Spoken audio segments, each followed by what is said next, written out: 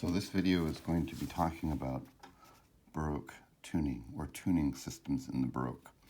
And there's three really big paragraphs about something called the Pythagorean comma. And I know lots of music majors and people that don't even understand how that works because we're so busy, as students at least, just trying to learn our notes and learn to play our instruments, and we already have a tuning system that works. That historical tuning and these innovations, are confusing to begin with. Clearly it's important, and yet so many courses I think will gloss over this. This whole video is going to be just on explaining the Pythagorean comma and sort of exploring what problems that made.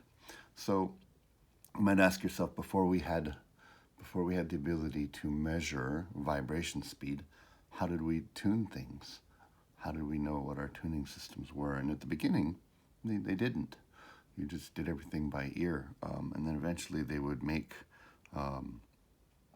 devices to tune, like tuning forks that were absolute pitches that you would base things on. And even then they didn't really know specific vibration speeds, but we knew some things about acoustics.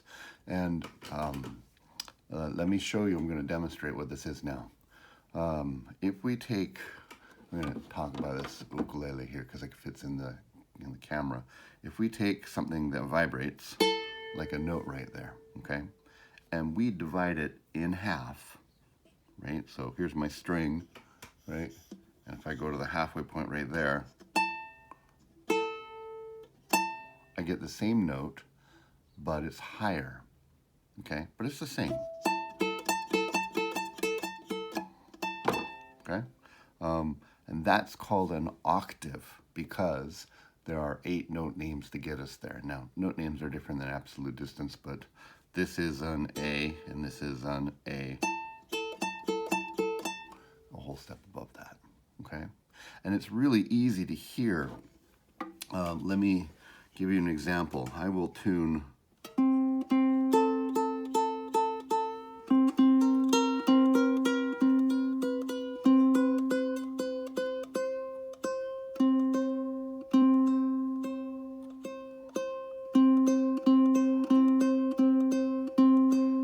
pretty easy to hear when those two sounds lock in because it's just a 2-to-1 ratio and it has a specific sound. Anyhow, it's easy to tune and hear octaves. That's not an octave, I'm just putting myself back in tune by taking a string or a device that's got a string that's vibrating and measuring the halfway point. That's easy. And then you get the octave. Okay, now there's another interval that's like the second easiest to understand. Now if this is the distance of an octave right here, like that, right there, if you divide it into 12 easy parts, okay, you get to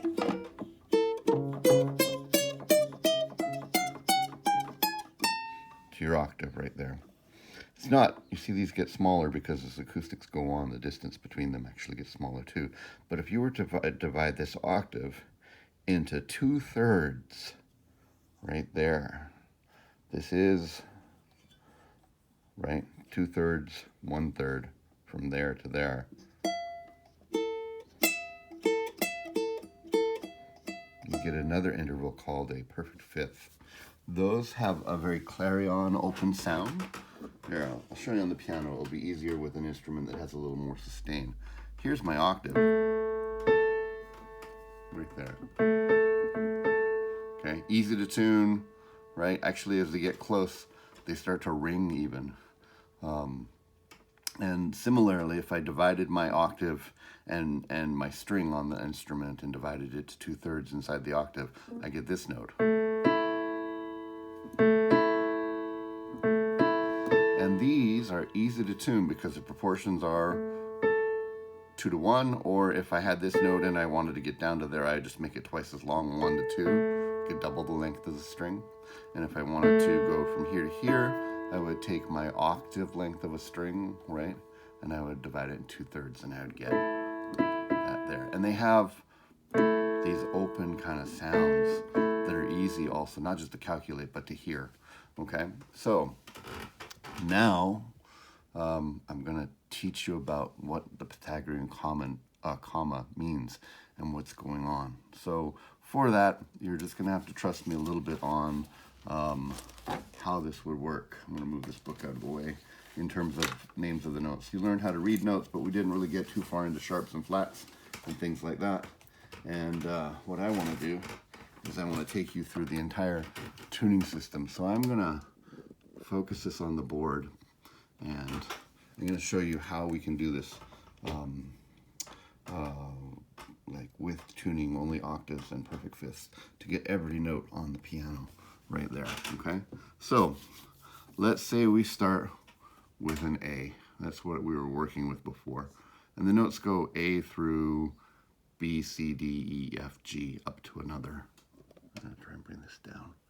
Up to another A right there, okay? So this is my low A, and this is my high A right there. Let's see if I erase this up. All right. So I start with this note, A, and then I use 2-to-1 ratio and get my octave right there. Great. And I'm going to take these out now, low and high, just to unclutter things. Now, if I go up this distance between these two 2/3, I get my E right there. Okay. Now, if I go from my E and I make something that can be divided in half, I will get my E up there, right? So now I've got this note and this note and that note right there, okay? All right. Or, but I've already got my E. I could go up 2/3 of the distance between there and get my B, right? So this was for an octave, that's for an octave. This was a 2/3 to a fifth, right? My E. And if I go 2/3 of my way between these two notes to here, I get my B right there. So now I have A, E, and also B right there, okay? Now if I take this B here and I make a string double the length, or I go 1-to-2 ratio instead of 2-to-1, then I will get the B down here, right? Because it's a simple octave down, right? And then if I go from here up 2/3, well, you might think I get F, but I get something called F sharp. Now here's where you're going to have to trust me on something for a minute here, and I'm just going to, I think I'm just going to show you on one of these right here, okay? Because I can draw on it. So let me move this out for a second. There's more notes than just A, B, C, D, E, F, G, because there's these black key notes that are, well, tuned here. We represent them with these black keys.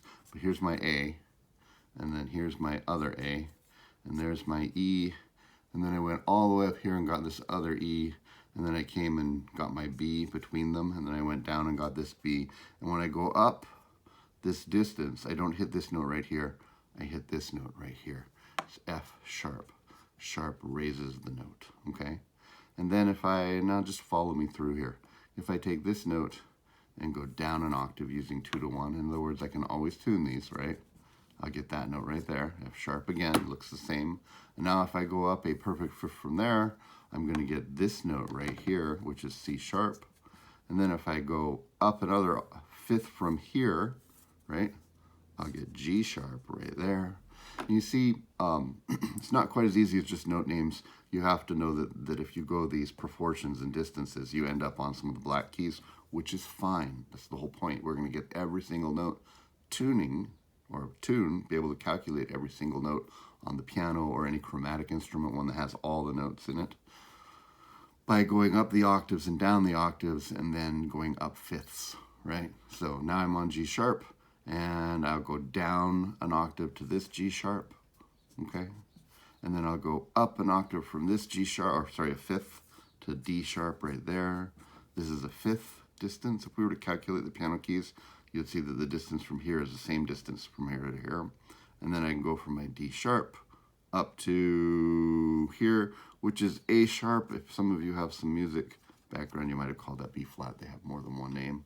And then I'll come down an octave to here, to A sharp, B flat, And then this B flat will jump back into the white keys, right? To here, F, and then I'll come down to this F right there, and I'll go up, and that'll take me to C right there. And then C will go up to G right there, fifths, right? G will come back down, so I could write this down here so you can see them, right? Like that. And then G will come back down to there. Every time I jump back down, remember I'm using the 1 to 2, 2 to 1 ratio for the octave. And then the G will come up to the D, and the D will come up to the A again, right there. And then my A brings me back to there. And now I'll go through this actually on the keyboard. I'll leave this up here though. Maybe I can angle like this so you can see in here the sounds too. All right, maybe I'll raise this up a little too. I think you can see all the notes there and the keyboard below. So this will all be done by calculating octaves either up or down or perfect fifths up and then up and then up. So I went from here to here, octave, and then here, fifth, and then octave, and then fifth, right? So now I've got these notes right here, and then I'll take this note down here, okay? Now I've got that note. This note goes up a fifth to here. This note will go up a fifth, or sorry, down an octave to there, and then up a fifth to there. Now I have those notes. This note will go to there. I'll take it down to there, and then I'll come back up a fifth, and I'll get it to there, right? And then this guy can go up from there, a fifth to there, right? Which brings me down to there with the octave.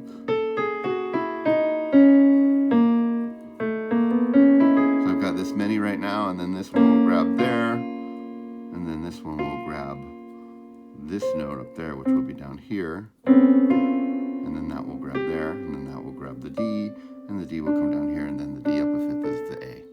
Okay, that's how we get back and forth with ancient mechanics to tune all these notes, to get them, right? And they could then make a block or something that you would, or a tuning fork or something that you hit, and it would be permanently on those notes. Now, that's great. Super ingenuitive. I love that. It's great. The Pythagorean comma is an interesting phenomenon that when you get from here and you go, and then you go,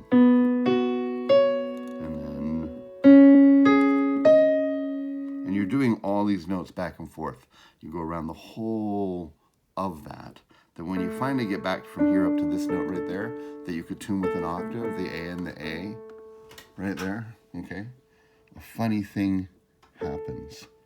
This note and this note are out of tune. In other words, if we started at the very beginning and did A to A, that would be fine, okay? But then when we go around and calculate all these other notes using the fifths and things like that, and we finally get back to this note right here, what we find is that this upper note here is out of tune. It's a curious thing about tuning by fifths. Should work out mathematically, but it doesn't. So instead of this note, which is easy to calculate and say that's in tune, when we go around and do all of this stuff right here, we end up back at this note again. Instead of here, let's see if I can do this.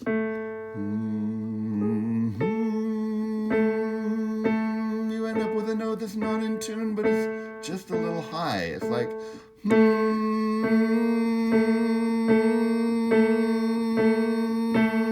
and it's just not nice. It sounds out of tune because it's so easy to hear these two notes, right? And this happens anywhere, wherever you start, when you end up back there again, okay? You end up with the last note being higher than it should be. It's a curious thing called the Pythagorean comma. Basically, it means that if you try and tune all these notes using the method that they had, you end up out of tune at the end. Like, it's close, but especially on these important things, you end up with something that just sounds really bad at the end. And so what do? We adjust.